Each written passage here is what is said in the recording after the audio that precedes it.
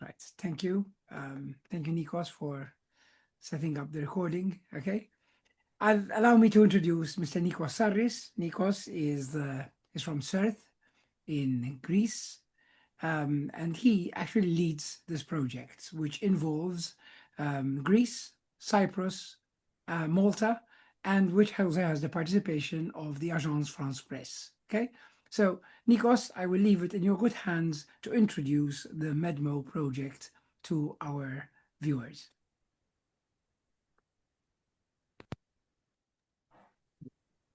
Thank you, George. So I will take just a few minutes to introduce the project, positioning it in the greater context of digital media observatories, which is what it's the effort that the European Commission started several years now, and it started with the high-level expert group who drew a plan, and then that plan materialized into projects, into EDMO. The EDMO needed hubs, so the hubs cover all the member states now. They came in 2 waves, and there are 12 hubs that are constantly renewed when their contracts are finished. They have 2 to 3 year contracts. And our hub, as George explained, has the purpose to cover Cyprus, Greece, and Malta. I represent CERT, which is the coordinator of this project and also provides technological tools, as ATC does, which is a technology company that develops technology for countering disinformation. Then we have universities, research groups that cover the journalistic side. So we have the Department of Journalism from Thessaloniki, the Aristotle University of Thessaloniki, the departments of journalism from the University of Cyprus and the Cyprus University of Technology, and the Department of Communication from the University of Malta. And then we have our fact checkers coordinated by AFP and covering Ellinika Hoax is covering Greece, Cyprus University of Technology, fact check.cyprus, which has been founded by them, covering Cyprus, and Times of Malta covering Malta. We have a community. Several of you may be members in our community. If not, we invite you to become, because we do use our community to receive information and also to push information and also to involve them in events like the ones today, or like round tables that we have with officials where they ask us to bring experts on board. So the main, one of the most main activities is that we do fact checking, as I explained. Who does that in every country? We produce fact checks, more than 1,000 were planned. We're almost there for the first round. And we do have an archive which you can search and find past fact checks. And on top of that, we have more deep investigations in key topics for the 3 countries, which are also available on our website. We do media literacy activities, as the one that we are doing today. We publish reports that are useful to our community. We publish tutorials in the form of videos or quizzes, or information about tools, or deeper research reports on several relevant matters following methodologies. We publish presentations which are free to use by you or anyone. We do attend to several groups, like students, like professionals, like university students.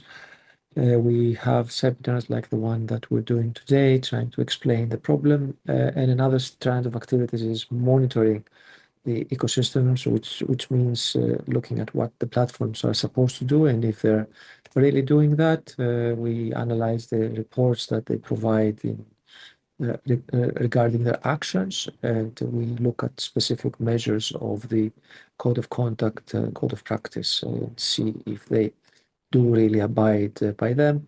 And we try also to automate the process by delivering methods that are researched for now, but may make the method more automatic in the future.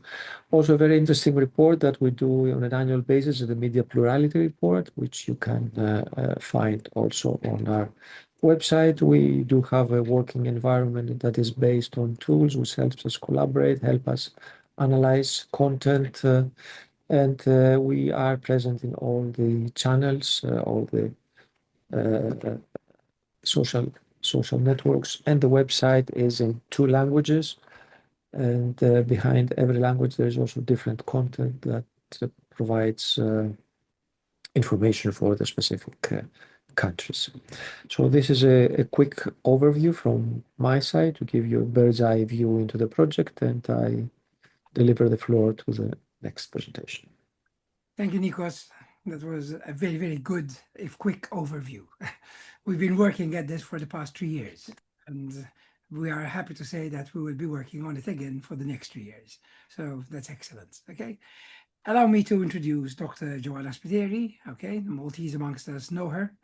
She is the CEO of the Broadcasting Authority of Malta. Okay, and she is also CEO of the Media Literacy Development Board. Joanna is going to be talking about the role and functions of the Media Literacy Development Board as part of the Media Literacy Strategy of Malta. Welcome, Joanna.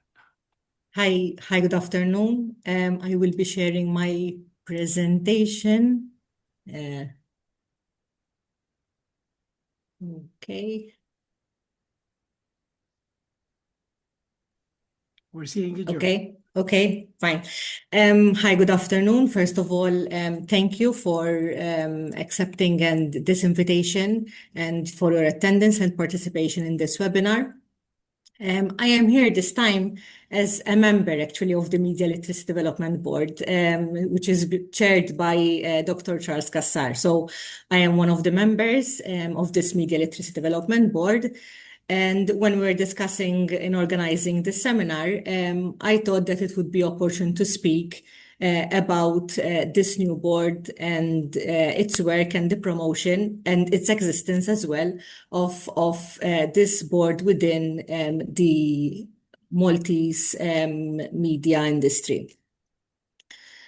So what we're going to be tackling in this very short presentation, first of all, I'll give you a summary of how this Media Literacy Development Board was set up, the legislation under which it was set up, and the different tasks and initiatives taken by the board, but more important, the future plans and projects. Yes, the board has been set up following the transposition of the AVMSD, which is the Audiovisual Media Service Directive in 2019. In the past, there was no such board and there was no such media literacy entity per se. So basically it was, while the Broadcasting Authority being the regulator was also in charge of addressing media literacy issues, but obviously with the budget constraints and other limitations, it was very difficult to identify these media literacy initiatives and obviously organize them. So now this body is tasked to target solely media literacy projects. In other member states, in fact, media literacy is generally under the responsibility of the media regulator. However, there are other member states which have different entities as well, which work on media literacy projects while involving the regulator. So the Media Literacy Development Board was set up following the transposition, and now it's part of Chapter 35 of the Broadcasting Act. Yes, the provision, the Audiovisual Media Service provision, which set up media literacy, sort of media literacy skills, was Article 33A. And this is one of the proviso which refers to these media literacy skills, specifically, in fact, 33A. The board was set up thus with this provision being transposed. And now, in fact, in the national legislation, it's in Article 16M, wherein this board was set up, was appointed, and obviously there's the setting up of the literacy board, but also the tasks which have in place Yes, in fact, Article 16A, the board is tasked to ensure several measures. This board is made up of 12 members. As I said, it's led by Dr. Charles Cassar. So while keeping these provisions in mind, it is currently working on some projects and are being discussed actually between the members. The members have been tasked to do some preparatory work on the different initiatives, which I will be referring to in my presentation. Obviously, these projects and plans would need to address measures on media literacy towards citizens to develop media literacy skills and have access to information to be able to use, assess, and create media content responsibly and securely. Now, the first initiative of this board was a conference held in 2022, in February 2022. It was the first initiative. Basically, it was the baptism of this board. And this conference was entitled Il-Valur tal-Komunikazzjoni fis-Soċjetà tal-Lum, The Value of Communication in Today's Society. Actually, it was more of an introductory project. It was a test to all board members, but also we needed to get a feel of what and how the people in the industry feel towards media literacy. So it was more of a discussion between us members and other interested parties to analyze different aspects of communication. During this conference, a survey was conducted, which gave an overview of the situation, of what is the situation of media in Malta. For instance, where the public gets the news, whether they prefer the traditional media or online media, questions related to the agenda, to the media agenda, whether people see that the news is reliable or whether it's independent, how it can be independent. The survey also analyzed what people think of social media, for instance, whether they know how to certain characteristics, for example, privacy settings, knowledge about cyberbullying, for instance. Obviously the focus was mainly on news media and public service media. Then a recent initiative under the new chairmanship was this conference held in February 2025, entitled Decoding Media Messages, Understanding Influence and Interception. So after a number of meetings, the members agreed that the first initiative to kickstart the work of this board under the new chairmanship was this conference, because this was a good setting to explore different themes of media literacy together with people who in some way or another work within media literacy. This topic, in fact, as is the case even in other countries, is distributed among different sectors. So we focused mainly on fake news and disinformation, how disinformation spreads. We argued that fast disinformation really spreads very fast. So this conference was a good opportunity to gather all the different sectors: academics, teachers, youths, students, journalists, cybersecurity personnel. So altogether discussed aspects of how the general public decode media messages and the importance that such users would have the knowledge to decipher and understand media messages and media use. Now, the next steps after this conference, first of all, is working on a strategy to be put forward in consultation. So during this conference, we took all the comments and all the suggestions taken by the people on board and in the audience. So even following different workshops, which were organized during that conference, so that we'll start working on a strategy to be put forward for consultation. Parallel to that, we are aware that awareness would help a lot in the general public. So we are working on media literacy awareness spots. Apart from the media industry, we're also thinking of the education sector. So educational material, a toolkit mainly targeted for teachers to be disseminated among teachers to work with it during their classes. Training sessions for educators, and this would be in parallel with this toolkit. And finally, we are also thinking of organizing information sessions amongst senior citizens who attend day centers, because we know that adults also use media and now even social media without perhaps knowing the effects, the implications, and the consequences of the use of social media. Finally, I thought I should share the topics of the spots which we are working upon to tackle disinformation and empower citizens. These are the 5 topics which will organize this campaign, this awareness spots. AI for disinformation, so we're going to analyze fake news by use of an awareness spot.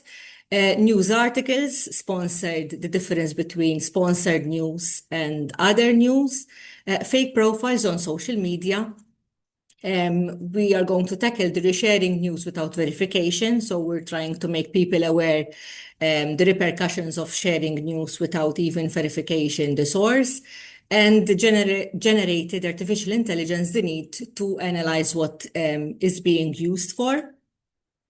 And finally, these are the 5 topics which the document, the strategy document, will focus upon. So we're discussing this curriculum integration, so incorporating media within the curriculum, lifelong learning and public awareness, regulation and platform responsibility, equity and inclusion, and research and innovation. These would be the 5 topics which would be included in this strategic document. And obviously, this will be put forward in consultation. So hopefully, when this report is finalized, we'll get more feedback from the general public. That was, in short, what the Media Literacy Development Board has been doing over the past 3 or 4 years. Thank you, Dr. Spiteri. A very interesting overview of this. I'm realizing as you spoke just how much the efforts of MedDMO can actually contribute to this area. No doubt about it. Okay? Indeed. Thank you very much, Joanna. Very kind. Okay. Neville next, Mr. Neville Borge, who is a fact checker with the Times of Malta. He is also one of the main fact checkers within the MedDMO project, I'm extremely happy to say. And he will be talking about fact checking in Malta's media landscape. Neville, in your good hands. Thank you, George. Can you see my screen, first of all? Yes. Okay. Perfect. So thank you for being here, first of all. Like George said, I'm the fact checker at the Times of Malta.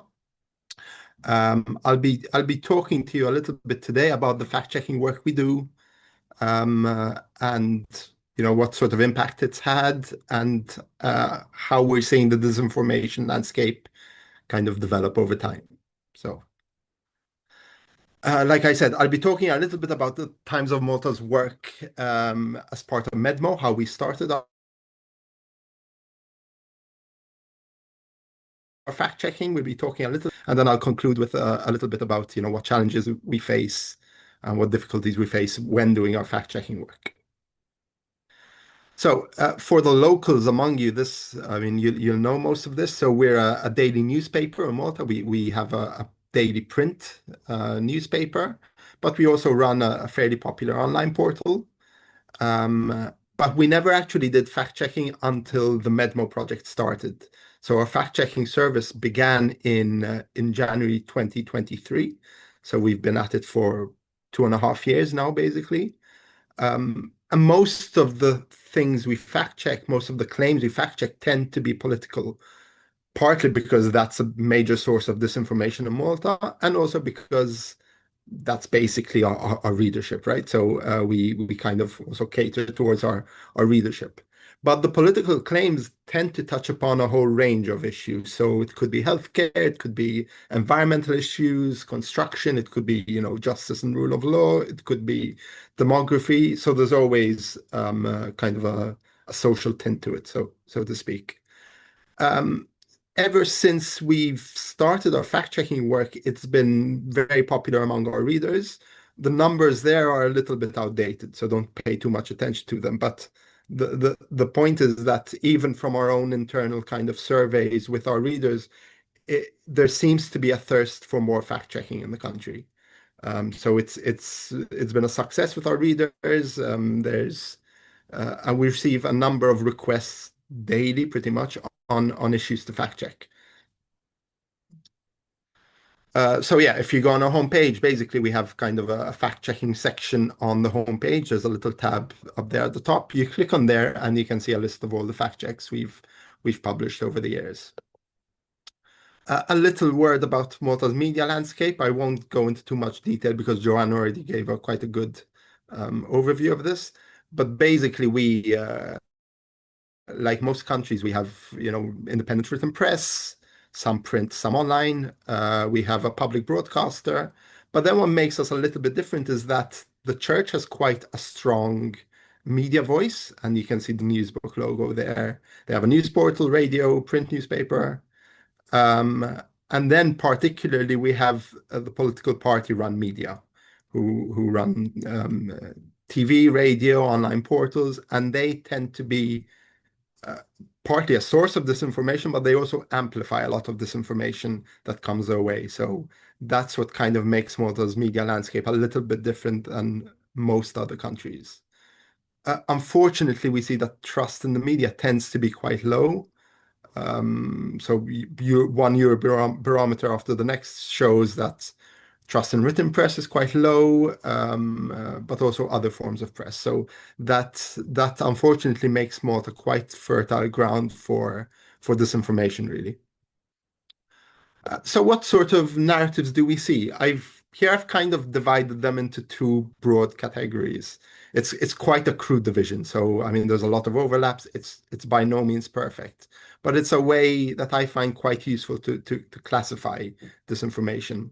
On the one hand, you have political issues, and these tend to be very often linked to the political issue of the day. It could be a corruption scandal. It could be a particular issue that's grabbing the news cycle at that particular point in time. So they're quite short-term narratives. So something might, I don't know, the prime minister might make a claim. It's amplified very often through party supporters and through party media, and then gradually disappears. These often tend to be quite, I don't know, technical in nature. So it's kind of a way of building a very simple political narrative out of something that really is a little bit complex if you delve a little bit deeper. And I'll be giving a couple of examples of each of these as we go along. The second type of disinformation that I've classified here are social issues. And these tend to crop up from time to time. So things about migration, for instance, things about crime and security, or they tend to be recurring narratives that from time to time return, often linked to the news cycle, but they do kind of hang around. The pandemic, for instance, that's quite a big one. These are often disseminated across social media, very often through anonymous accounts, or in kind of these slightly bizarre kind of Facebook groups. And they're also very often they're quite local and they're quite parochial in nature, so they don't deal with broad international issues. They won't deal very much with kind of international concerns, but they're very kind of localized. So a couple of examples of each. This one was basically an issue we fact-checked. Locals will definitely know this incident. In December 2022, a young construction worker named Jean-Paul Sofia was killed in a building collapse. as always happens, a magisterial inquiry was launched at the time to kind of establish the facts of what happened.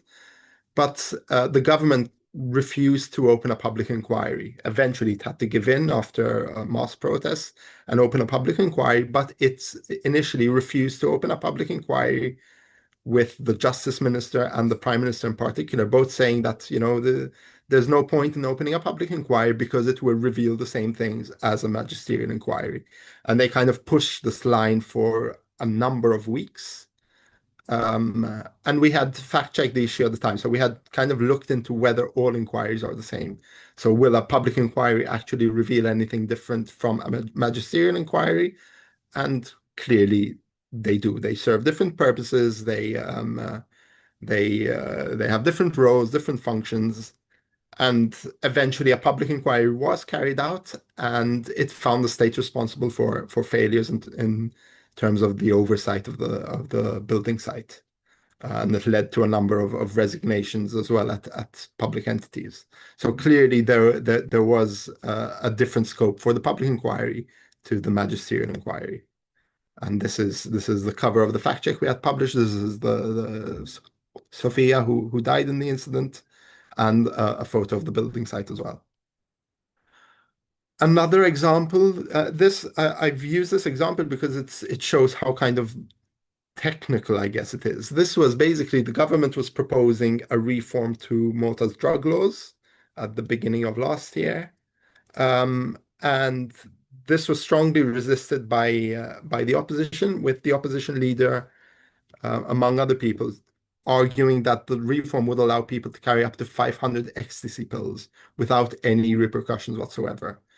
And this claim kind of started doing the rounds. It was repeated by former drug users who were talking about their personal experience of drug use.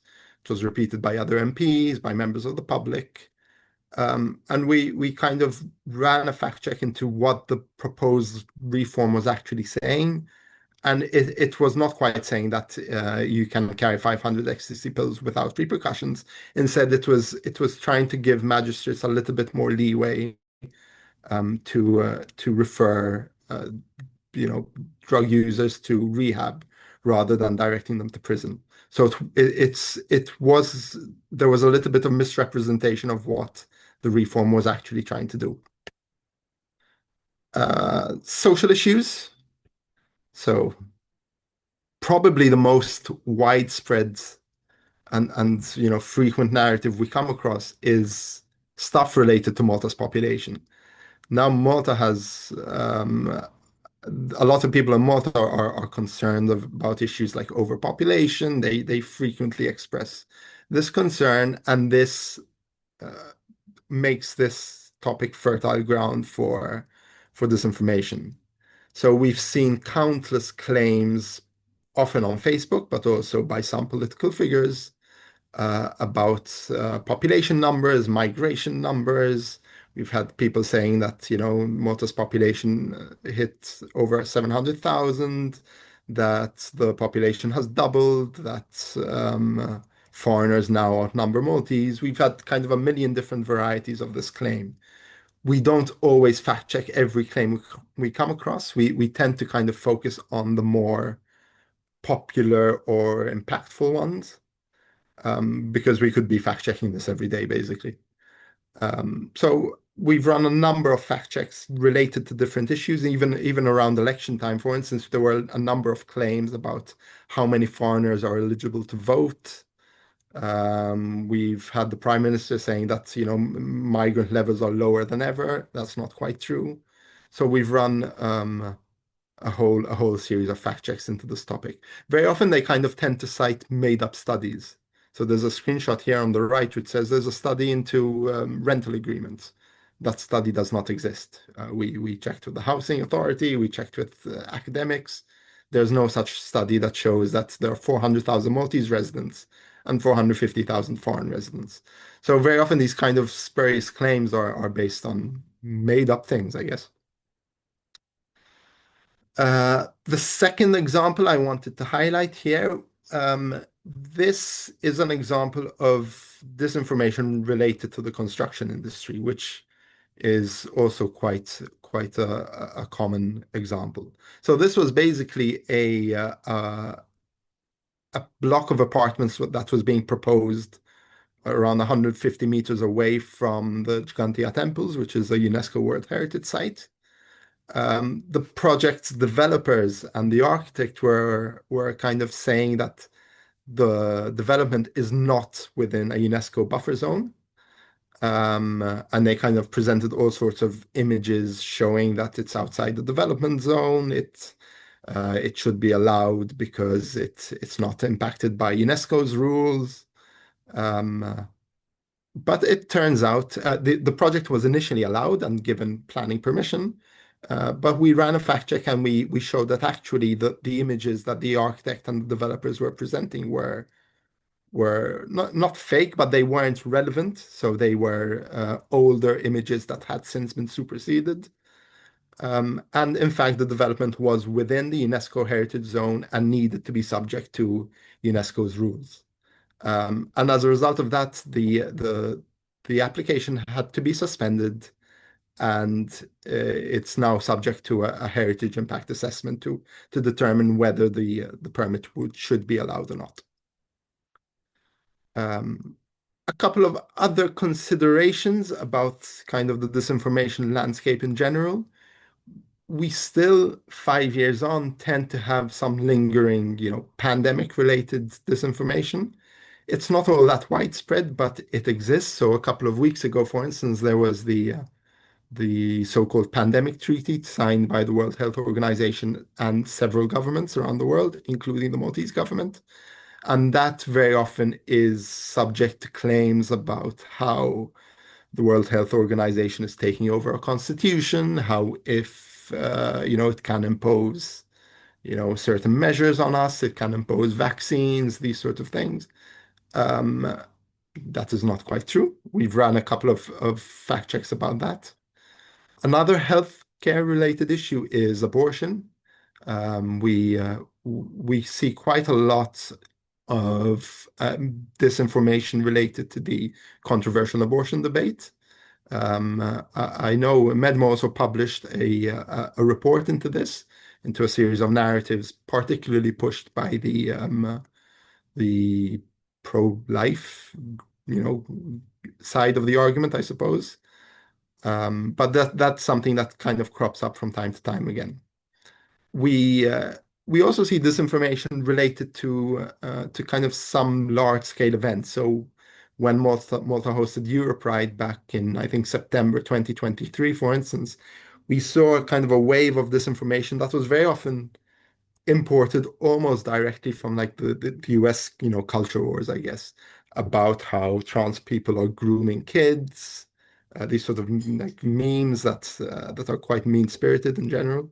And we saw a lot of those being spread across multi-social media linked to the presence of Europride. We also saw some similar things when the Olympics took place, for instance. But on the whole, most disinformation narratives in Malta are quite insular. So unlike many other European countries, we don't really see a lot about Russia and Ukraine. We don't see a lot about Israel and Gaza. We don't see a whole lot about, the US elections last year. So we tend to kind of be quite insular in the topics we look at.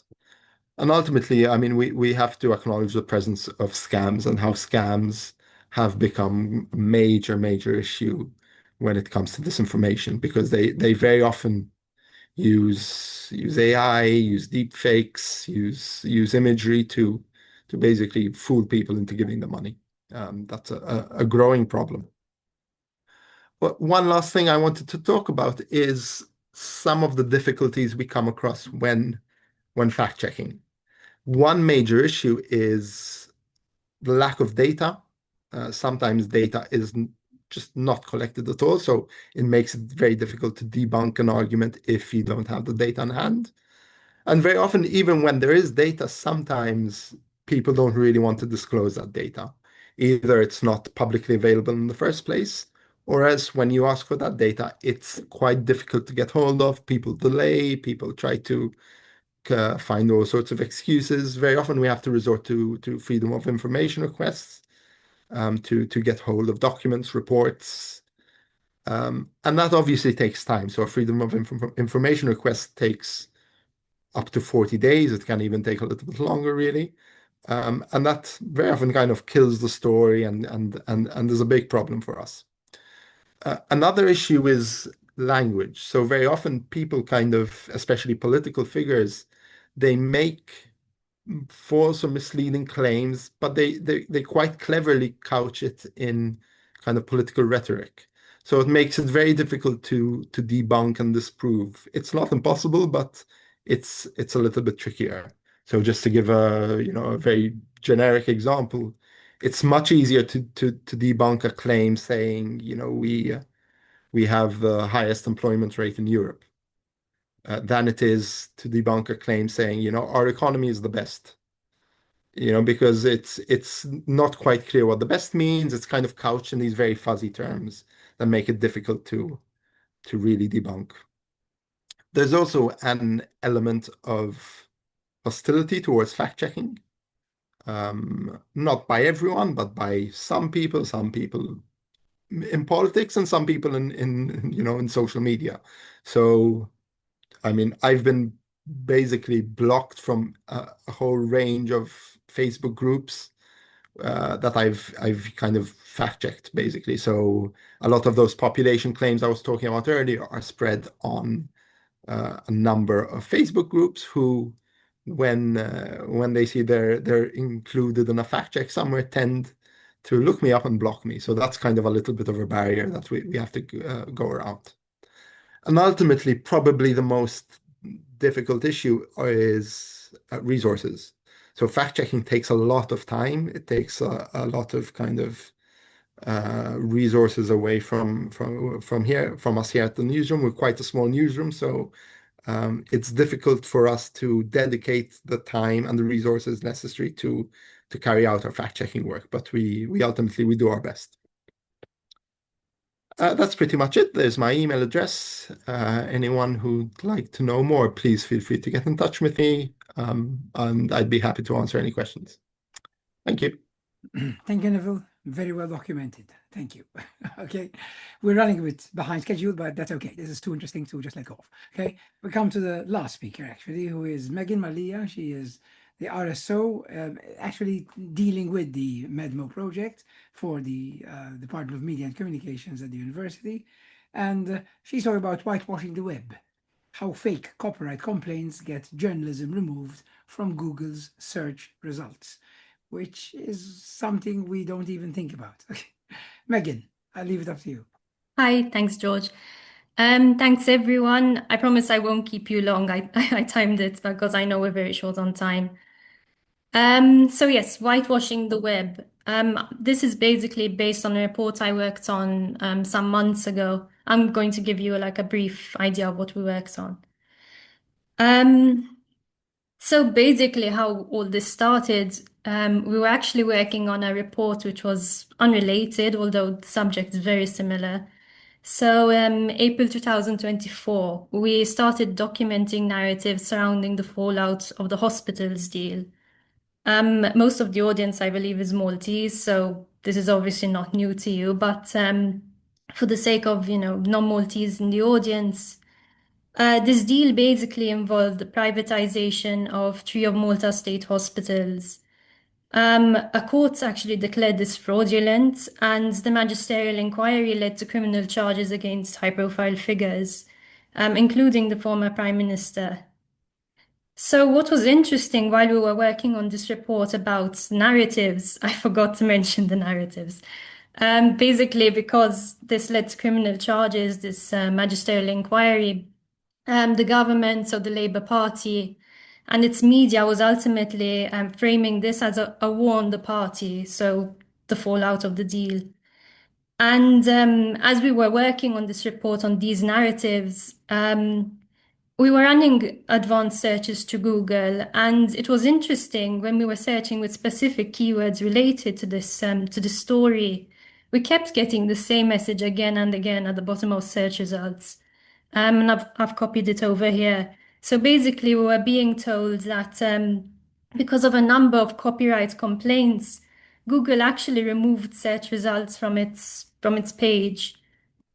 And so fast forward to May 2024. So in April, we didn't think too much about this, but basically what happened in May 2024, Times of Malta actually ran an article saying that dozens of fake copyright claims targeting Maltese websites had actually been made to Google since March 2024. And the claims, basically, these fake copyright claims, were targeting articles on Maltese sites, specifically about the former boss of Vitals Global Healthcare.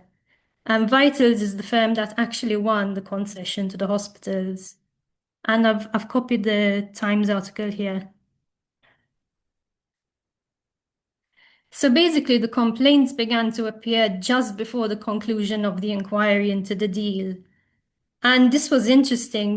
Basically, the inquiry at the time was expected to, and eventually did, recommend again criminal charges against key figures, including the former Prime Minister, his then Chief of Staff, a minister of his then cabinet, and also several other individuals and companies, a very long list actually. And one of them was the former Vitals boss, so the one who was basically the subject of the articles which were targeted. So interestingly, all of the complaints claim that legitimate media had basically plagiarized or copied, had copied articles written by the person making the complaints. This is obviously a false claim because this was legitimate media reporting on a true story. And this is actually, so through our research and also through what the Times wrote, we know that this is a tactic which is being used internationally by bad actors, the aim being to ultimately get key information removed from Google. And of course, this is a way of whitewashing the web. So come September 24, we decided to look a little bit deeper. And basically, this is how complaints appear. So when you go into Google and you type your search query in the box, hit search. If you scroll to the bottom of the page, sometimes you get this message. And basically what you have here, I'm not sure if you can see my mouse, but I circled it. You've got these complaints. Basically, these are hyperlinks. When you click on one of them, you're taken to a website. Not to go into too much detail, all of this is in the report and I'll link to it later. You're taken to a website produced by Harvard University. Basically, this website documents content of complaints, including the names under which they were filed, names or pseudonyms, whatever you want to call them. And in the case we were investigating, all of the complaints, so regardless of the name under which or the country from which they were filed, actually consisted of the same exact wording. And through our research, we found that some content, so some articles on Maltese websites, was actually the target of multiple complaints. There was a case of one blog post. This was actually one of my aunt's blog posts, so Daphne Caruana Galizia. She was the first to report on the Vital story.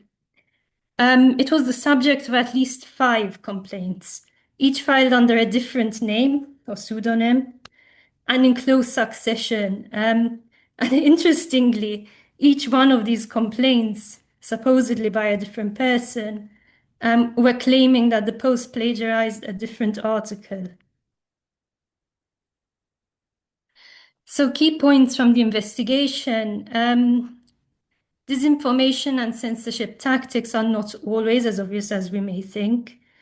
Usually we think disinformation, AI images or, I don't know, a spam post on social media. But ultimately, this is also a disinformation tactic. And while articles that were targeted remained online, those hit by this basically, these bogus complaints, couldn't actually be found directly through Google. So again, this is basically deleting things from public memory in a way. And finally, the fake copyright complaints are being used to censor journalistic work and discredit journalistic work. So this is basically disinformation calling legitimate information fake news. And again, this is happening globally, and we wrote about this in the report. I rushed again because we're short on time, but basically all of this is explained quite simply in our report. You've got the URL, but I also included the QR code, and there's also my email if you need. So thank you very much. And also, because we didn't mention her at the beginning, thank you to Pantelitsa from MedDMO, who basically got this webinar together. Don't worry, Megan, I was about to thank Pantelitsa. Okay, you read my mind. That's no problem at all, you can be sure. Pantelitsa, who is, of course, one of the part of the Cyprus University of Technology, who is one of the partners in the MedDMO project. Thank you very much, Megan. We've got some really interesting comments. We don't have an enormous amount of time for discussion, but I am going to open the floor for people who would like to comment or ask questions. We've got 36 participants here. I'm sure some of you are curious or would like to say your thing. So if you just put your hand up, yes, Daiva, please go ahead. Hello, I'm Daiva Repachkaite of Amphora Media. We also have a fact-checking service of our own, so really happy to be in the space. My questions are to our first speaker, Joanna Spiteri, about the Media Literacy Board.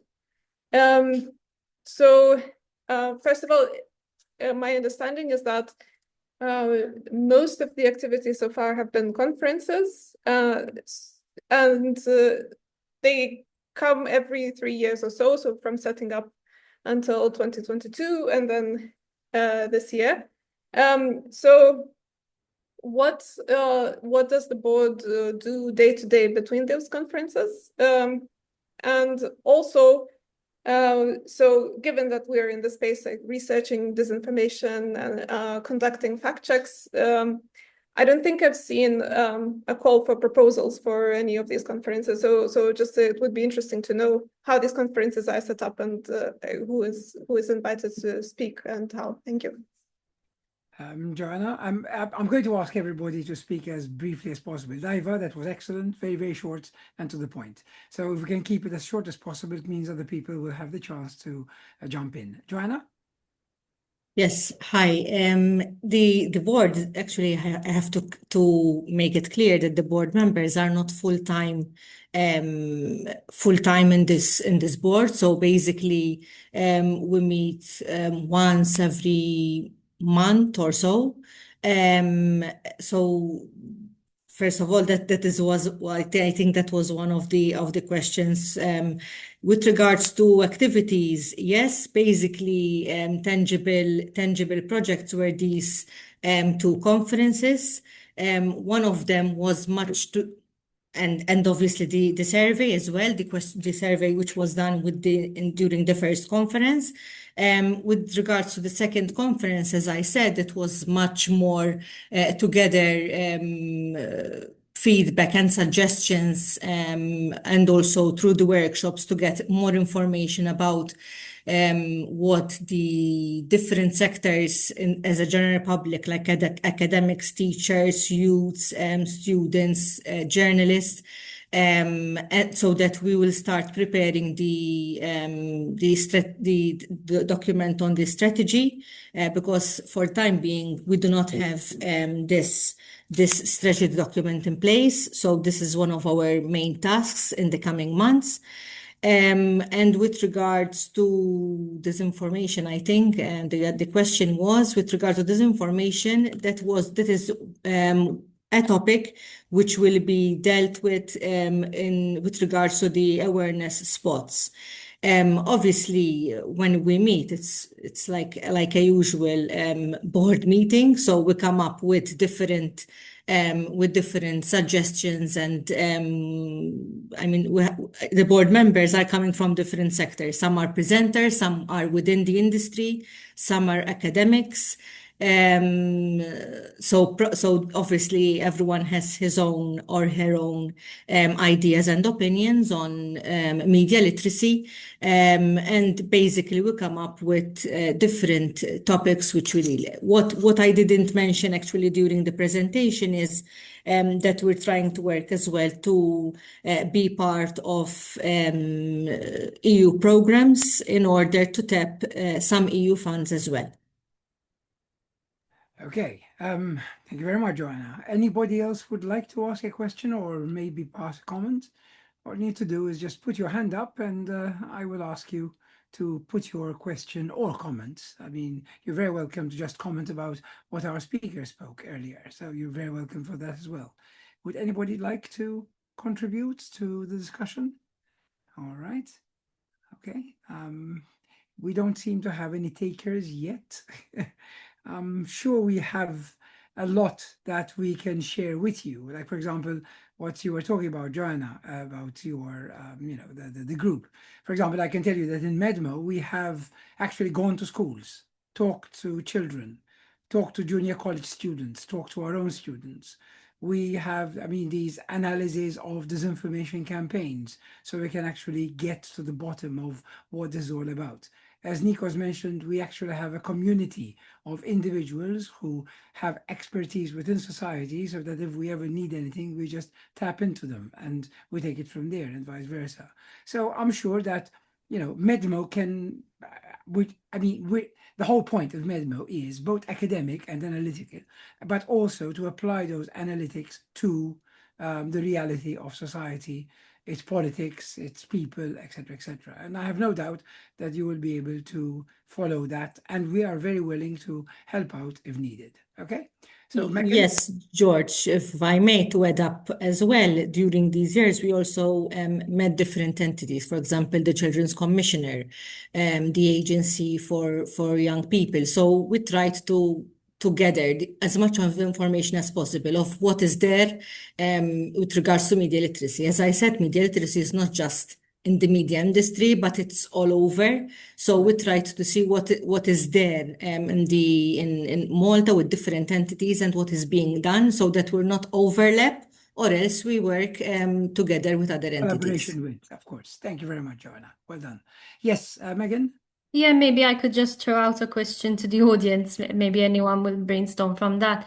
Now, I'm interested to know, so everyone here is obviously interested in the subject of disinformation and media literacy.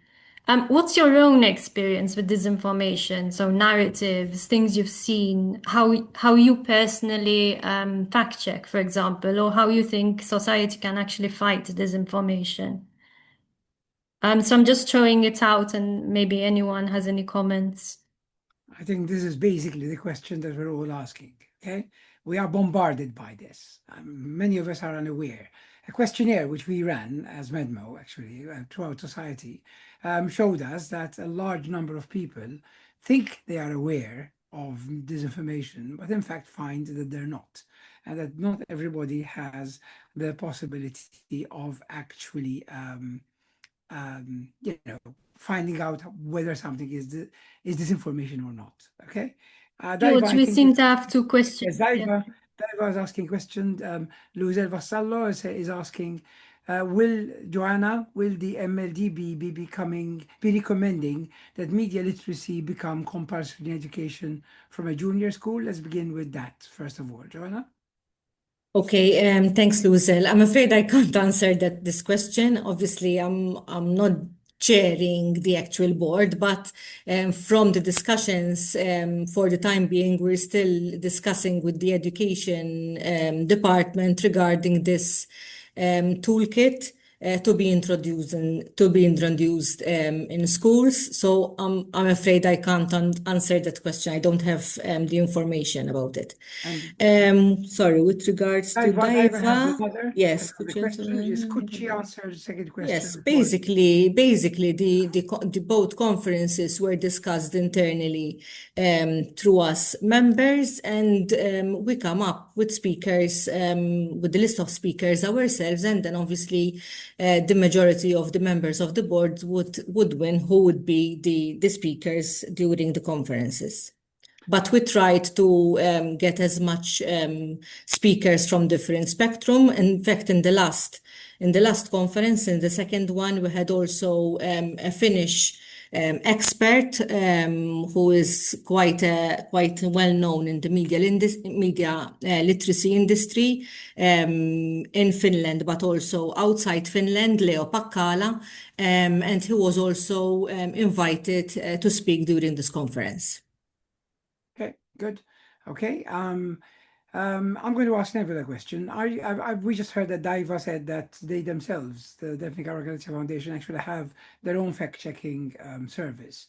Are you aware of anyone else in Malta, Neville and DIVA, who actually have a fact-checking service? Because we are aware of the Times and the Deaf and Agriculture Foundation, but I'm not sure whether other outlets actually do actual fact-checking. Not as far as I know. I know the Shift have done a little bit of, but it's not kind of a regular, activity in the way the Times and now the Daphne Foundation are doing it. But they have published at times, Disinformation Watch, that's what it's called, a couple of reports about disinformation. I should say the Times before MedDMO also used to publish very occasional fact checks. So they used to be, I don't know, a speech in Parliament but they were very, very rare. So it was once every blue moon, basically. But in terms of regular fact checking, it's, as far as I know, it's the Times, and now I'm for Media who's doing that. And Diva has pointed out that Disinformation Watch by the Shift, one you mentioned, Yeah. I actually remember it being there quite extensively even before the Times started. Yes. So Yeah. that is definitely the case. Right, we only have 2 minutes left. I'm going to bring this, well, not really a discussion. This was more of an information rather than discussion meeting. I'm glad though that we had a couple of people querying at the end as well. We still have the possibility of people just putting their hand up if they want to ask something. But if not, what I'm going to do is I'm just going to ask for one single sentence from each of our speakers by way of conclusion to this webinar. Beginning with Megan, who was the last to speak. Just a quick conclusion, Megan. A general note? I'm not very exactly sure. Oof. I mean, disinformation is all around us, and honestly, it's up to everyone to fight it, I think, not just journalists and fact checkers and researchers. I think it's everyone. Yep. Thank you, Megan. Neville? I'd echo what Megan said, to be honest. I think fact-checking is a very kind of small portion of the fight against disinformation. So I think we all have a role to play. We all need to be critical in what we read and look upon things with a critical eye. So we're kind of all in this together, ultimately. And Joanna? We have a lot to do in media literacy, but more importantly on disinformation. So we have to we have to pull up our sleeves and work very hard. Thank you very much to everybody who attended. Thank you to Pantelitsa Leonidou from Cyprus, one of our partners, for actually setting up this webinar. We intend to have quite a few more of these in future, dealing with specific topics so that we keep you as informed as possible. Thank you to Nikos, who was, is the leader of this actual whole consortium of people, working for against disinformation and misinformation in these 3 countries. Thank you to our speakers who spoke extremely well about the different areas. And thanks to all of you for attending. Please make sure, that you get in touch with MedDMO, look at our website, get in touch. We'd love to have you as part of our community because I'm sure that we can be of mutual benefit to each other and in the fight against disinformation and misinformation. Thank you very much to everyone. Take care.